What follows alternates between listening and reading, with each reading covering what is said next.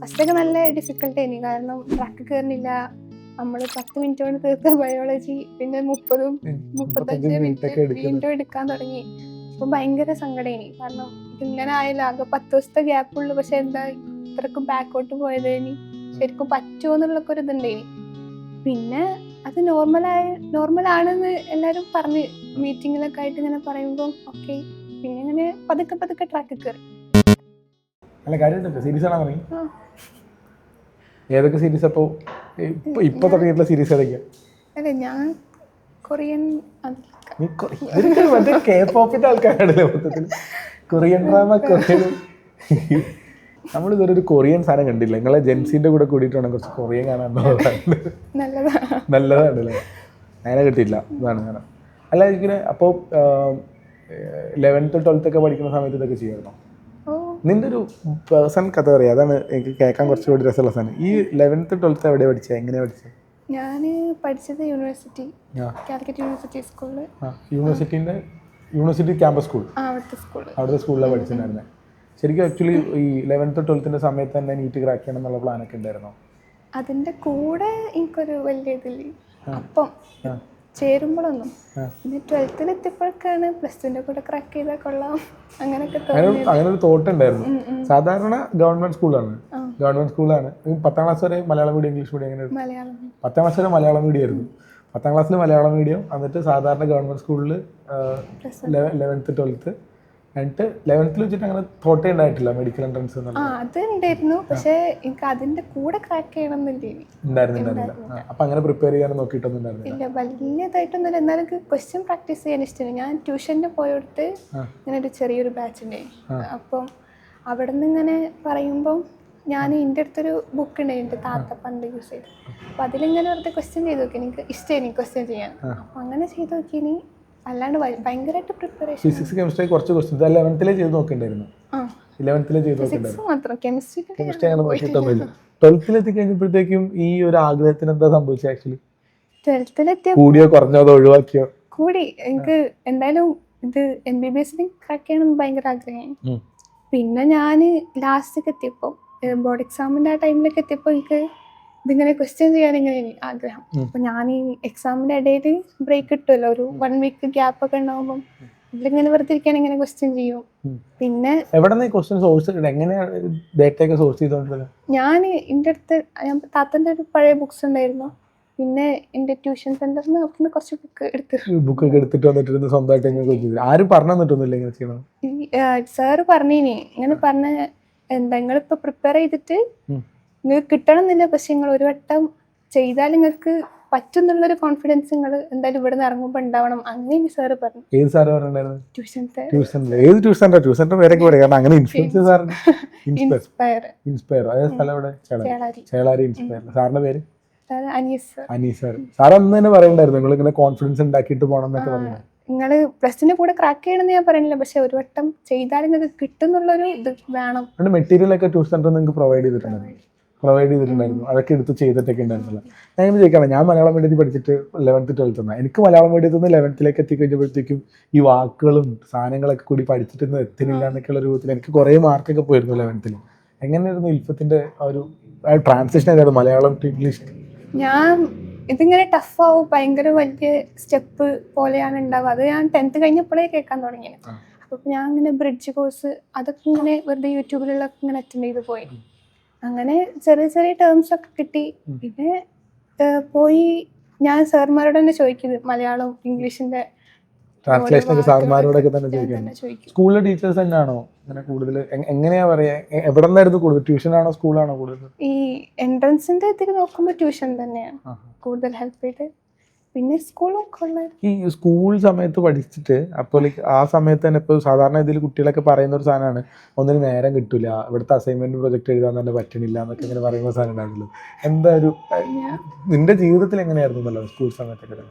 നമുക്കങ്ങനെ അസൈൻമെന്റ് കാര്യം ഞാൻ പിന്നെ സ്കൂളിൽ പൊതുവെ പുറത്തിറങ്ങാനൊന്നും ഇഷ്ടമില്ലാത്തവരാണ്. ഞാൻ ബ്രേക്കിന്റെ ടൈമിൽ ഇങ്ങനെ ചെയ്യാനുള്ളൊക്കെ സ്കൂൾ വർക്കൊക്കെ ഞാൻ അപ്പൊ തന്നെ തീർക്കും.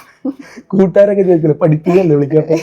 ചെറുതായിട്ട് പേരൊക്കെ. പക്ഷെ അങ്ങനെയല്ല. അപ്പോൾ ലൈക്ക് ശരിക്കും ഉണ്ട് കേട്ടോ, അത് ഭയങ്കര ഷെയിംഫുൾ ആയിട്ടുള്ള ഒരു സാധനമായിട്ടാണ് എനിക്കൊക്കെ തോന്നിയിട്ടില്ല. ചില നമ്മള് കൂട്ടുകാരൊക്കെ ഓടാ പഠിപ്പിന്നൊക്കെ വിളിച്ചു കഴിഞ്ഞാൽ നമുക്ക് ആകെ എന്താ പറയാ അത് ഉണ്ടായിനി പിന്നെ ശീലമായി.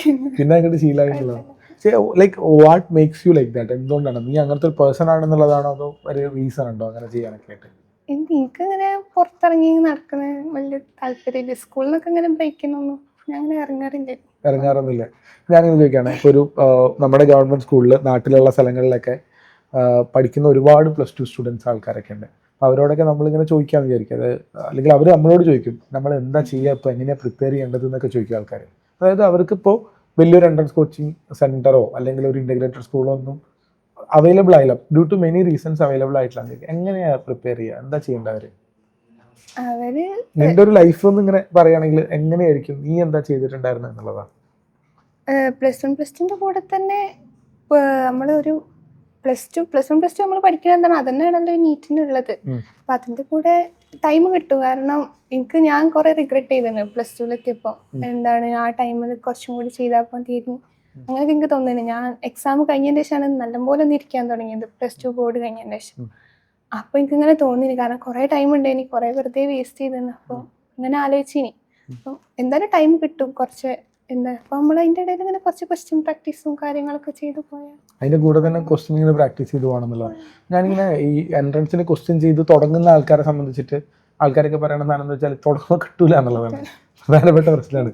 അങ്ങനെ ഒരു സാധനമല്ല, ആൾക്കാരൊക്കെ ഈ ക്വസ്റ്റ്യൻ പ്രാക്ടീസ് ക്വിറ്റ് ചെയ്യുന്ന ഒരു പോയിന്റ് എന്ന് പറഞ്ഞു കഴിഞ്ഞാൽ അങ്ങനെ തുടങ്ങിയിട്ട് കിട്ടാതാവുന്ന സമയത്തൊക്കെ. അപ്പോൾ അങ്ങനെ like what was for you, നിങ്ങളുടെ ഒരു സാധനം എങ്ങനെയായിരുന്നു? ഞാൻ തുടക്കത്തിൽ കിട്ടൂലേനി, അപ്പം ഞാൻ ഇങ്ങനെ സൊല്യൂഷൻ നോക്കിയിട്ട് വായിച്ച് മനസ്സിലാക്കി വീണ്ടും ഒന്നും കൂടി ചെയ്യാൻ നോക്കും. അങ്ങനെ തന്നെ നല്ല ടൈം എടുത്തിനി.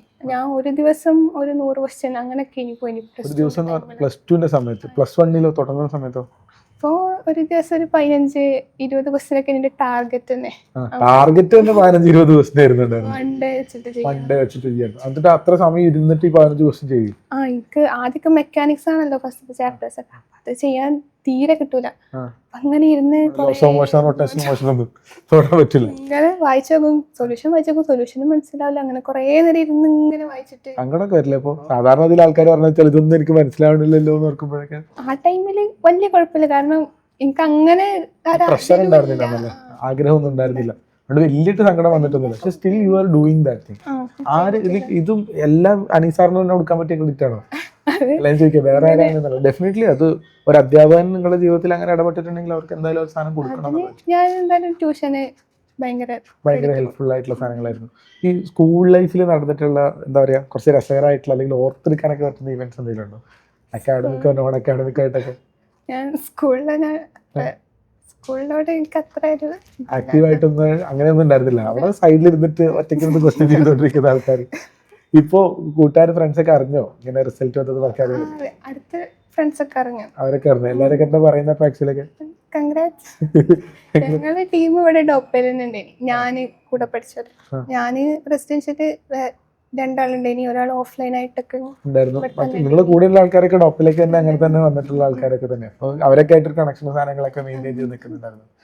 ഈ ഇപ്പോൾ പിന്നെ 10th കഴിഞ്ഞാൽ കുറേ കുട്ടികളൊക്കെ ആൾക്കാർ നമ്മളിങ്ങനെ ഇൻ്റഗ്രേറ്റഡ് സ്കൂളിൽ ട്രൈ ചെയ്യണം എന്നൊക്കെയുള്ള സാധനമൊക്കെ, അങ്ങനത്തെ ഒരു ഓപ്ഷനെ പറ്റിയിട്ട് ഇൽഫത്ത് കേട്ടിട്ടുണ്ടായിരുന്നു അല്ലെങ്കിൽ അറിയായിരുന്നു? ഞാൻ ഇവിടുത്തെ ഇന്റർവ്യൂ അറ്റൻഡ് ചെയ്തത്, ഇന്റർവ്യൂ വരെ പോയി, എക്സാം എഴുതി, ഇന്റർവ്യൂ വരെ അറ്റൻഡ് ചെയ്ത് ഇങ്ങനെ വിളിച്ചിനി ഇങ്ങനെ ഇതുണ്ട്. പിന്നെ എനിക്ക് ഹോസ്റ്റല് അതിനൊരു പ്രശ്നം, അപ്പൊ ഞാൻ എന്തായാലും ചെയ്യുകയാണെങ്കിൽ വൃത്തിക്ക് ചെയ്യണമെന്നുണ്ട്. അപ്പൊ എനിക്ക് ഹോസ്റ്റല് പറ്റൂല എന്നിങ്ങനെ തോന്നിയപ്പോ പിന്നെ ഞാൻ തന്നെ വേണ്ടാന്ന് വെച്ചത്, സ്വന്തമായിട്ട് വേണ്ടാന്ന് വെച്ച്. എന്നിട്ട് ആ ഒരു വാശി ഉണ്ടായിരുന്നു പഠിക്കാൻ നേരത്ത്? എന്തായാലും അങ്ങനെയൊന്നുമില്ല. ഈ സമയത്തൊക്കെ പേരൻസിന്റെ ഒക്കെ റോളും അല്ലെങ്കിൽ അവരുടെ ഇൻവോൾവ്മെന്റ്, വീട്ടിലുള്ള ആൾക്കാർ, അതൊക്കെ എങ്ങനെയായിരുന്നു ഇതിൻ്റെയൊക്കെ ഒരു കാര്യങ്ങളൊക്കെ? ഓരെന്ന് പറഞ്ഞാൽ എൻ്റെ എല്ലാ ഡിസിഷനും അവർ സപ്പോർട്ട് ചെയ്തത്. ഞാൻ ഇൻ്റഗ്രേറ്റഡ് പോവാ പറഞ്ഞപ്പോൾ അങ്ങനത്തെ ഒരു ഓപ്ഷൻ ഞാൻ തന്നെ അവരോട് പറഞ്ഞത് ഇൻ്റഗ്രേറ്റഡിൻ്റെ. അപ്പോൾ അവരൊക്കെ എന്നെ എല്ലാത്തിലും എക്സാം എഴുതാനും ഇൻ്റർവ്യൂക്കൊക്കെ ഉണ്ടായി. പിന്നെ ഞാൻ വേണ്ടാന്ന് പറഞ്ഞപ്പോഴും ഒക്കെ എൻ്റെ ഇഷ്ടം ഒഴിവാക്കി തന്ന സാധനങ്ങളൊക്കെ ഉണ്ടായിരുന്നു. ഈ 12th അല്ലെങ്കിൽ ഏതൊരു പോയിന്റിൽ ആക്ച്വലി റിപ്പീറ്റ് ചെയ്യാമെന്നുള്ളൊരു ഡിസിഷനിലേക്ക് പോകുന്നുണ്ടാവാം? അത് ഞാൻ ഇവിടെ 10th പഠിക്കുമ്പോൾ ഞാൻ റെഡ് കാർപ്പറ്റിൽ വന്നത്, ഇവിടുത്തെ റെഡ് കാർപ്പറ്റ് കാണാൻ വേണ്ടി വന്നിട്ടുണ്ട്. അപ്പൊ അപ്പൊ കണ്ടപ്പോ എനിക്ക് അന്ന് വരെ അഭിനന്ദ ഓലൊക്കെ തോന്നുന്നുണ്ട്. അവരൊക്കെ സ്റ്റേജിൽ കയറി സമ്മാനം വാങ്ങണൊക്കെ ഞാൻ അന്ന് കണ്ടില്ല. അപ്പൊ എനിക്ക് എന്തായാലും റിപ്പീറ്റ് ചെയ്യണം. അത് കണ്ടപ്പോ എനിക്ക് എന്തായാലും റിപ്പീറ്റ് ചെയ്യണം. മോട്ടിവേറ്റ് ചെയ്തിട്ടുണ്ടല്ലേ? അതെ, അങ്ങനെ റിപ്പീറ്റ് ചെയ്യാൻ വേണ്ടി വരുമ്പോൾ ആക്ച്വലി ഈ അതിന്റെ ഇടയിലാണ് 12th കൂടെ ക്രാക്ക് ചെയ്യണം എന്നുള്ളൊരു ആഗ്രഹം ഉണ്ടായിരുന്നു. അതിന് വേണ്ടിയിട്ട് ഇപ്പോൾ ബോർഡ് എക്സാം കഴിഞ്ഞിട്ട് കുറച്ചുകൂടി സ്ട്രോങ് ആയിട്ട് ഇരുന്ന് നോക്കിയിട്ടുണ്ടായിരുന്നു. എന്നിട്ട് അതിന്റെ റിസൾട്ട് എന്തായിരുന്നു? അതെങ്ങനെയായിരുന്നു അഫക്ട് ചെയ്തിട്ടുണ്ടായിരുന്നു ഇമോഷണലി? അത് റിപ്പീറ്റ് ചെയ്യാൻ വന്ന പിന്നെ ഭയങ്കര ഹെൽപ്പ് ചെയ്തിട്ടുണ്ട്. കാരണം എനിക്ക് ക്വസ്റ്റ്യൻ പ്രാക്ടീസ് ചെയ്യുമ്പോൾ അങ്ങനെ വലിയൊരു ബാരിയർ ഒന്നും ഫീൽ ചെയ്തിട്ടില്ല. ഞാൻ പെട്ടെന്ന് ക്ലാസ് ഉണ്ട് നോട്ട് വായിച്ച് എന്നിട്ട് നേരെ ക്വസ്റ്റ്യൻ പ്രാക്ടീസിന് ഇരിക്കും. എനിക്ക് ബാക്കിയുള്ളവർക്കൊക്കെ ഭയങ്കര ടൈം എടുക്കുമ്പോൾ എനിക്ക് കുറച്ചും കൂടി കുറവേനി. ഞങ്ങൾക്ക് കുറെ ക്വസ്റ്റ്യൻസ് പ്രാക്ടീസ് ചെയ്യാൻ പറ്റുന്നത് അതുകൊണ്ട്. അതായത് നേരത്തെ തുടങ്ങിയതിന്റെ ഒരു അഡ്വാൻറ്റേജ് സാധനങ്ങളൊക്കെ ഓൾറെഡി കിട്ടിയിട്ടുണ്ടായിരുന്നു എന്നുള്ളതാണ്. ഈ 12th പഠിക്കുന്ന കുട്ടികളോട് സ്ഥിരമായിട്ട് പറഞ്ഞു കൊടുക്കാറുള്ള ഒരു സാധനമാണ് കേട്ടോ. ഞാനിങ്ങനെ ചെയ്യുന്ന ആൾക്കാരൊക്കെ വളരെ റെയറായിട്ട് കാണാറുള്ളൂ എങ്കിലും എല്ലാ ആൾക്കാരോടും പറഞ്ഞു കൊടുക്കുന്ന സാധനം നേരെ തുടങ്ങുക എന്നുള്ള രൂപത്തിൽ തന്നെയാണ് പറയാറുണ്ടായിരുന്ന സാധനങ്ങളൊക്കെ.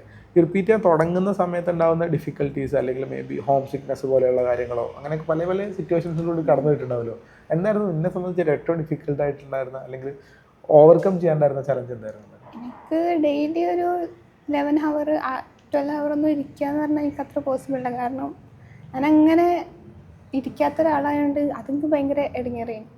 അപ്പം പിന്നെ ഇങ്ങനെ നമ്മളെ ഷെഡ്യൂളിൽ തന്നെ ഒരു 11 മണിക്കൂർ ഉണ്ടാവും. അപ്പോൾ ഇരുന്ന് കുറേ ഇങ്ങനെ ഔട്ടായി ഇങ്ങനെ പോകും, വെറുതെ ഇരിക്കും, സ്വപ്നം കണ്ടിട്ട് അങ്ങനെ ഇരിക്കും.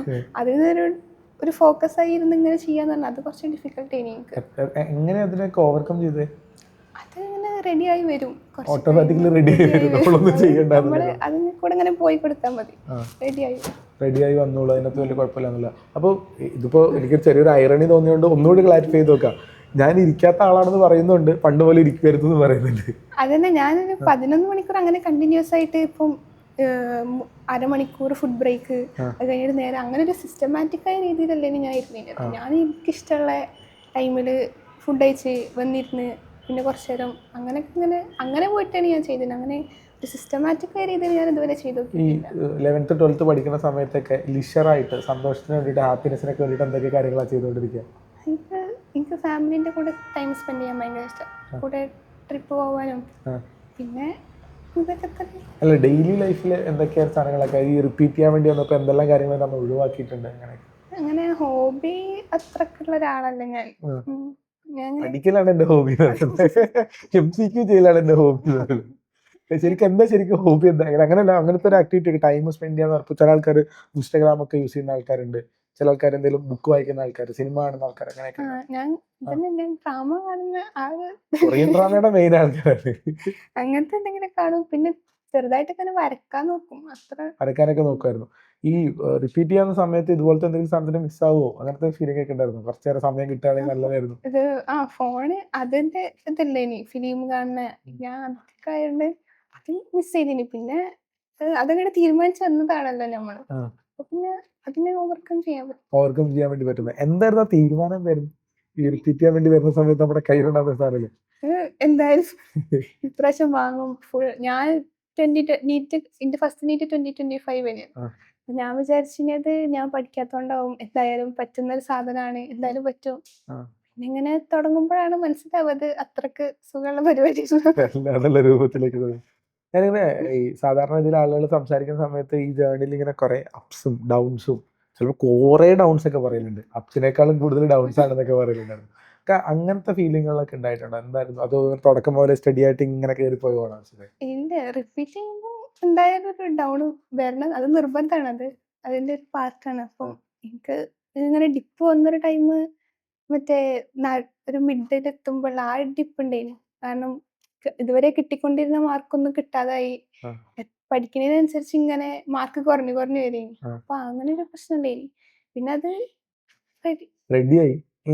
ഈ മാർക്ക് ഇങ്ങനെ കുറഞ്ഞു വരുമ്പോ ആ ഒരു സമയത്തുള്ള ഡെയിലി ഫീലിംഗ് എന്തായിരുന്നു? എങ്ങനെയാ തോന്നുന്നത്? ഇത് സങ്കടം തന്നെയാണ്. കാരണം ഇത് കൂടുന്തോറും ഇങ്ങനെ എഫേർട്ട് ഇട്ടിട്ട് കൂടുന്തോറും ഇങ്ങനെ നമ്മളിങ്ങനെ താഴെ പോയിക്കാണ്. അപ്പൊ സങ്കടം ഉണ്ടായി. പിന്നെ ഇങ്ങനെ ഈ സങ്കടം ഉണ്ടായിരുന്നു പറയുമ്പോൾ എങ്ങനെ ലൈക്ക് അത് എങ്ങനെയായിരുന്നു നീ അത് എങ്ങനെ ഓരോ ദിവസവും എങ്ങനെ കഴിച്ചു കൂട്ടിക്കൊണ്ടിരിക്കാന്നൊക്കെ? ഇപ്പൊ എനിക്ക് തോന്നുന്നു റിപ്പീറ്റ് ഒക്കെ ചെയ്യാൻ വേണ്ടി കുട്ടികൾ ഓൾറെഡി തുടങ്ങിയിട്ടുണ്ട്.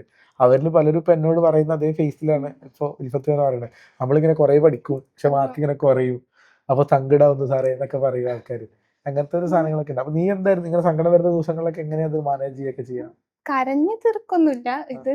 അപ്പൊ സങ്കടം കരഞ്ഞിട്ടുണ്ടോ? കരഞ്ഞിട്ടുണ്ട് വല്ലപ്പോഴും അവിടെ ഇവിടെയൊക്കെ അല്ലെങ്കിൽ അല്ലെങ്കിൽ അപ്പൊ നമ്മള് പിന്നെ വർക്ക് എടുക്കുന്നേ അതന്നെ. എന്ത് വന്നാലും നമ്മൾ അന്ന് ചെയ്യാനുള്ള അങ്ങനെ ചെയ്തു പോവാ. അന്നൊന്നും ചെയ്യാനുള്ളത് എന്താ ആക്ച്വലി ഈ വർക്ക് എന്ന് പറഞ്ഞാൽ എന്താണ്? എൻട്രൻസിന് ചെയ്യേണ്ട ഒരു വർക്ക് എടുക്കുക എന്ന് പറയില്ലേ, എല്ലാരും പറയും. എന്താണ് ആക്ച്വലി വർക്ക് നിന്റെ അഭിപ്രായത്തില്? ഇത് ഡെയിലി നമുക്കൊരു സാധനം തന്നിണ്ടാവുമല്ലോ, നമുക്കിത് പഠിക്കണം, അതിങ്ങനെ ചെയ്തു പോവാന്നുള്ളത് തന്നെയാണ്. ക്വസ്റ്റ്യൻ പ്രാക്ടീസ് ചെയ്യാം, നമുക്കൊരു ഓർഡർ ഉണ്ട്, അതിനനുസരിച്ച് ഇങ്ങനെ ചെയ്തു പോവാ. ഡെയിലി ഒരു 10-12. ഞാൻ ഇങ്ങനെ ചോദിക്കുകയാണെ, ഇപ്പൊ ഡെയിലി ഇപ്പൊ ക്ലാസ് കാണാനുണ്ട്, എക്സാം എഴുതാനുണ്ട്, ക്ലാസ് കാണാനുണ്ട്, നോട്ട് വായിച്ച് പഠിക്കാനുണ്ട്, തിയറി നല്ലോണം വായിച്ച് പഠിക്കുന്ന ആൾക്കാരുണ്ട്, കുറെ ക്വസ്റ്റ്യൻ പ്രാക്ടീസ് ചെയ്യാനുണ്ട്, എക്സാം എഴുതാനുണ്ട്. ഇതിനൊക്കെ ഒന്ന് റാങ്ക് ചെയ്യുകയാണെങ്കിൽ എങ്ങനെയാ റാങ്ക് ചെയ്യാം? സ്ട്രീറ്റ് മാസ്റ്ററിലെ ക്ലാസ് കാണുക, നോട്ട് വായിക്കുക, പിന്നെ നോട്ട് എഴുതുക, നോട്ട് വായിക്കുക, അങ്ങനത്തെ ഒരു 7 റാങ്ക് തന്നെ ഉണ്ട് ഇനി നമുക്ക്. അതിനനുസരിച്ച് ഇങ്ങനെ ചെയ്തു പോയിട്ട് അങ്ങനെ തന്നെ ചെയ്യാന്നുള്ളതാ.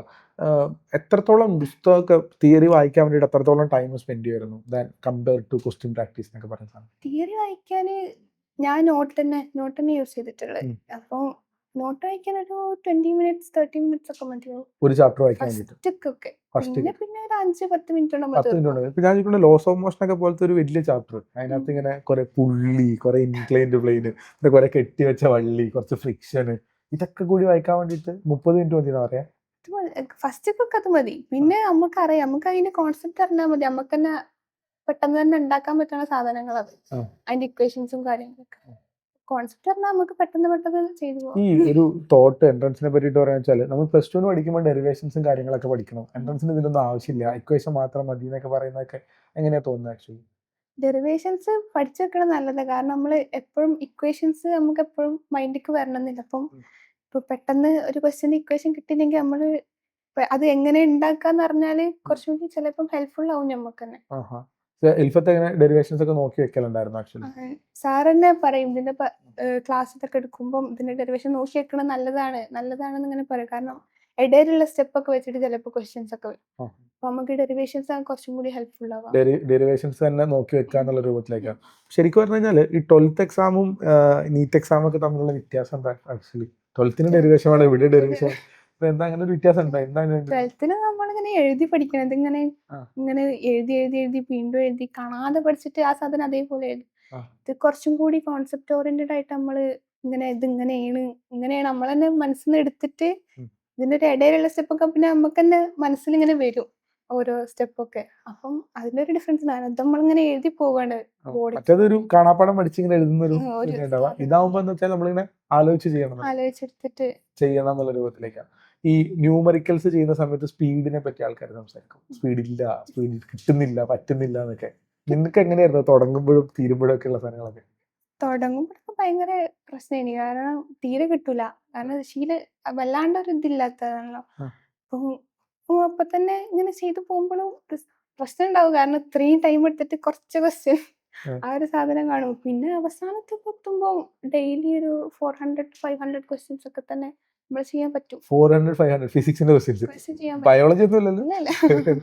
അപ്പൊ അത് ഇപ്പൊ ചില ആൾക്കാരൊക്കെ കഴിഞ്ഞ വർഷമാണെന്ന് തോന്നുന്നു റിപ്പീറ്റ് ചെയ്യാനൊക്കെ തുടങ്ങുന്ന ആൾക്കാർ പറയുന്ന ഒരു കാര്യം എന്ന് വെച്ചാൽ, സാർ ഈ ടോപ്പേഴ്സ് 400-500 എന്നൊക്കെ പറയുന്നുണ്ട്, ഞാനിവിടെ 40-50 പോലും എത്തണില്ല എന്നുള്ളൊരു സാധനം. അതെങ്ങനെയാ പറയാ?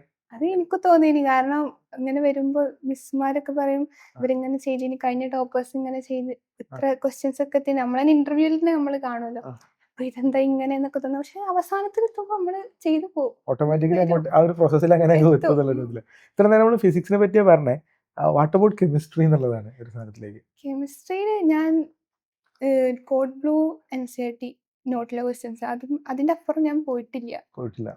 അത് ഫിസിക്കൽ കെമിസ്ട്രി ആണെങ്കിൽ ഏതെങ്കിലും ഒന്നും കൂടി ചെയ്തു നോക്കും. ബാക്കിയൊന്നും ഞാൻ അങ്ങനെ പുറത്തേക്ക് പോകേണ്ട ആവശ്യം വന്നിട്ടില്ല. NCERT വായിക്കുമായിരുന്നു തുടക്കം പോലെ തന്നെ? ഇല്ല, അത് ഞാൻ റിയലൈസ് ചെയ്ത കുറച്ചുകൂടി അവസാനത്തേക്കാണ്. ഈ റിവിഷന്റെ ടൈമിലൊക്കെയാണ് ഓർഗാനിക് NCERT ഒക്കെ വായിക്കാൻ തുടങ്ങിയതാണ്. ആ. അതിന് റീനീറ്റ് കുറച്ചുകൂടി ഹെൽപ്ഫുൾ ആയി. ഒന്നുകൂടി വായിക്കാനൊക്കെ NCERT-ന് കുറച്ചുകൂടി ബന്ധം ഉണ്ടാക്കാൻ പറ്റിയ റീനീറ്റിന്റെ റീനീറ്റിന്റെ സമയത്താണ്. അതിന് മുന്നേ അങ്ങനെ നോക്കിയിട്ടൊന്നും ഉണ്ടായിരുന്നില്ല. ശരിക്കും ഞാൻ ചോദിക്കുകയാണെ, ബയോളജിയിൽ NCERT വായിക്കണം എന്നുള്ളത് ഒരു നോമാണ്, എല്ലാവർക്കും അറിയാം ബയോളജി NCERT വായിക്കണം എന്ന്. കെമിസ്ട്രിയിൽ NCERT വായിക്കണം, അതും നമുക്കറിയാം. പക്ഷെ ഇത് തമ്മിലൊരു ഡിഫറൻസ് ഉണ്ടോ, ബയോളജി റീഡിങ്ങും കെമിസ്ട്രി റീഡിങ്ങും തമ്മിൽ? ബയോളജി റീഡിംഗ് എന്ന് പറഞ്ഞാല് അതാണ് നമുക്കുള്ളൂ, കാരണം അത് ഇങ്ങനെ വായിച്ചു പോകണം. പക്ഷെ കെമിസ്ട്രിയിൽ നമുക്ക് ആവശ്യമുള്ള പോയിന്റ്സ് പിക്ക് ചെയ്താൽ മതി. ഇനോർഗാനിക്കും ഓർഗാനിക്കും നമ്മള് സാധാ ബയോളജി വായിക്കുന്ന പോലെ തന്നെ വായിക്കണം. പക്ഷെ അതെന്തായാലും നല്ല ടൈം എടുക്കും. ബയോ നമ്മളൊരു 20 അവസാനത്തേക്ക് എത്തുമ്പോൾ ഒരു 10-20 മിനിറ്റ് കൊണ്ട് തീർക്കുമ്പോൾ ഇതിപ്പോഴും 30 മിനിറ്റ് 40 മിനിറ്റ് ഒക്കെ കുറച്ചുകൂടി ടൈം റിക്വയറിംഗ് ആയിട്ടുള്ള സാധനത്തിലേക്കാണ്. അപ്പോൾ നമുക്ക് വേണ്ട പോയിന്റ്സ് പിക്ക് ചെയ്തെടുക്കുക എന്നുള്ള രൂപത്തിൽ തന്നെയാണ് NCERT നിർബന്ധമാണ്. ഫിസിക്സ് നിർബന്ധം. പക്ഷെ ഇത് ഫിസിക്സിന്റെ കാര്യത്തിൽ NCERT ഒക്കെ പറയുമ്പോൾ ആളുകൾക്ക് ഭയങ്കര കൺഫ്യൂസിംഗ് ആണ്. കാരണം ഫിസിക്സ് NCERT ഒന്നും വായിച്ചാൽ യാതൊരു വസ്തു മനസ്സിലാവില്ല എന്നൊരു പ്രശ്നം ആൾക്കാർ പറയാറുണ്ട്. അപ്പൊ അത് എങ്ങനെ പഠിക്കുക ഫിസിക്സ് NCERT ഒക്കെ എപ്പോഴാണ് മനസ്സിലാവുക?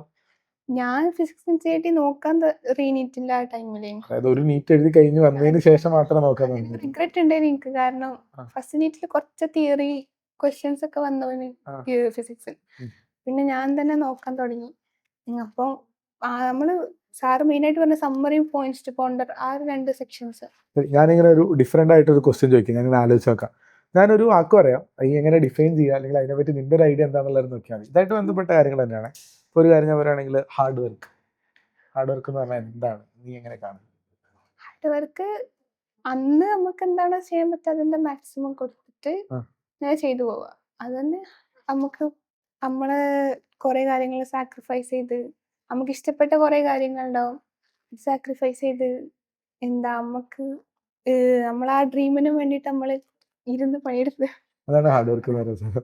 ഞാൻ ഇങ്ങനെ ചോദിക്കുകയാണ്, വാട്ട് അബൌട്ട് ഹാബിറ്റ്സ്, ശീലങ്ങൾ അത് നമ്മൾ ഉണ്ടാക്കിയെടുക്കുന്നതാണ്. നമ്മൾ ആ പ്രോസസ്സിലൂടെ പോകുമ്പം നമ്മൾ ഡെയിലി ചെയ്യുന്ന ആ ഒരു വർക്കിലൂടെ നമുക്ക് അവസാനത്തിൽ നമ്മൾ ഗെയിൻ ചെയ്തെടുക്കുന്ന ഒരു സാധനമാണ്. എത്രത്തോളം നീണ്ടതാണ് ഇങ്ങനത്തെ ശീലങ്ങളൊക്കെ? ഹാബിറ്റ്സ് ഭയങ്കര കാരണം നമുക്ക് നീറ്റിൽ വർക്ക് ആവണത് നമ്മളെ ഹാബിറ്റ് തന്നെ.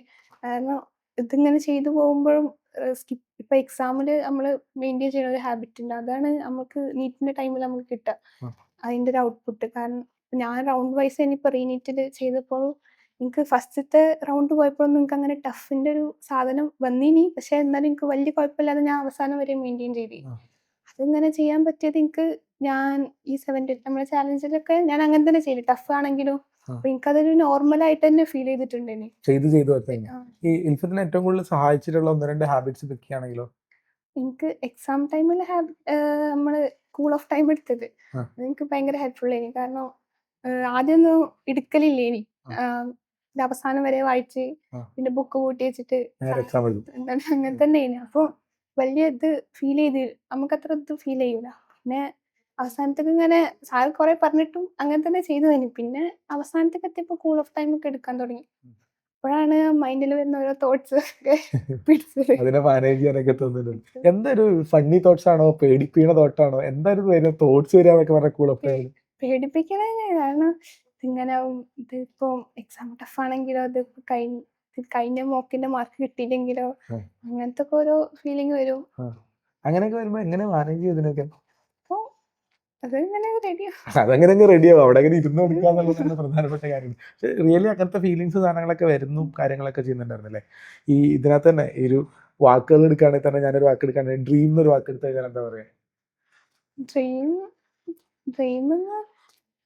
What is dream actually? What is dream for you? എനിക്ക് എന്താ ഡ്രീം എന്ന് വെച്ചാൽ, ഞാൻ ഇപ്പം ഇന്ത്യൻ ഡ്രീം MBBS ആ ഒരു സാധനത്തേക്ക് ഞാൻ എന്റെ എല്ലാം ഞാൻ കൊടുത്തിട്ടുണ്ട്. അപ്പൊ നമ്മളെ ആവശ്യമുള്ള നമ്മളെ ഇഷ്ടപ്പെട്ട കാര്യങ്ങളൊക്കെ സാക്രിഫൈസ് ചെയ്ത് അതിലേക്ക് നമ്മള് പരമാവധി നമ്മളെല്ലാം കൊടുത്തിട്ട് ഇരിക്കുക. അതിന്റെ എല്ലാം കൊടുക്കേണ്ട ഒരു സാധനമാണ് ഡ്രീം എന്നുള്ള സാധനം, ഫുള്ളായിട്ട് തന്നെ കൊടുക്കുക എന്നുള്ളത്. MBBS എന്നുള്ളതാണോ ഡ്രീം, അതോ അതിനപ്പുറത്തേക്ക് വേറെ ഒന്നും കാണുന്നുണ്ടോ ഇപ്പൊ? എനിക്കിപ്പം MBBS ആണ്. ഇനി കോളേജിൽ പോയി നോക്കട്ടെ എന്നുള്ളതാണ്. ഒരു ഫൈനൽ ക്വസ്റ്റ്യൻ ആഡ് ചെയ്യുകയാണെങ്കിലേ, അന്നത്തെ 710 ഇന്ന് 680 നിയർ ബൈയിൽ മാർക്ക് അവിടെ നിൽക്കുന്ന ഒരു സാധനം, വാട്ട് ഡു യു ഫീൽ? എന്താ അതിന്റെ ഡിഫറൻസ് ഉള്ളത്? അന്നത്തെ 710 പോയപ്പോഴൊക്കെ എന്തായിരുന്നു ഫീൽ ഉണ്ടായിരുന്നത്? എക്സാം ക്യാൻസൽ ആയിരുന്നു. 710 പോയപ്പം ഞാൻ എക്സാം ക്യാൻസൽ ആയപ്പോൾ എനിക്ക് വലിയൊരു ഇത് തോന്നില്ല, കാരണം കൈൻഡ് ഓഫ് എക്സ്പെക്റ്റഡ് ആയിനി. ആ. അതിന്റെ മുന്നേ തന്നെ ഇങ്ങനെ ഓരോന്ന് വന്നപ്പോ ആ. വലിയതൊന്നും തോന്നിയില്ലേനി. ആ. പിന്നെ എനിക്കിങ്ങനെ പിന്നെ ആ സെവൻത്തിന് ഒരു പ്രഷറായിനി. പ്രഷറായി. അപ്പൊ ഇനി ഇത് കിട്ടിയില്ലെങ്കിൽ, കാരണം എന്റെ ഒരു ഞാൻ ഡ്രീം ചെയ്തിരുന്നുള്ളൊരു മാർക്ക് തന്നെ ഇനി സെവൻത്തിന്. അപ്പൊ അതിലേക്ക് എത്തി, അത് കയ്യിൽ നിന്ന് പോയി. ഇപ്പൊ എന്താവുന്ന് പിന്നെ രണ്ടും കൽപ്പിച്ചങ്ങോട്ട് ഇറങ്ങി. എന്തായാലും നല്ലതിന് വേണ്ടി തന്നെ ആവും, അതങ്ങ് തീരുമാനിച്ചു. അതങ്ങൾ തീരുമാനിച്ചിട്ടായിരുന്നു. എത്രത്തോളം ആ ഒരു ജേണി എങ്ങനെയായിരുന്നു എന്നുള്ളത്, ആ ഒരു നീറ്റ് ക്യാൻസലേഷൻ മുതൽ റീനീറ്റ് വരെയുള്ള ഒരു ജേണിയിൽ?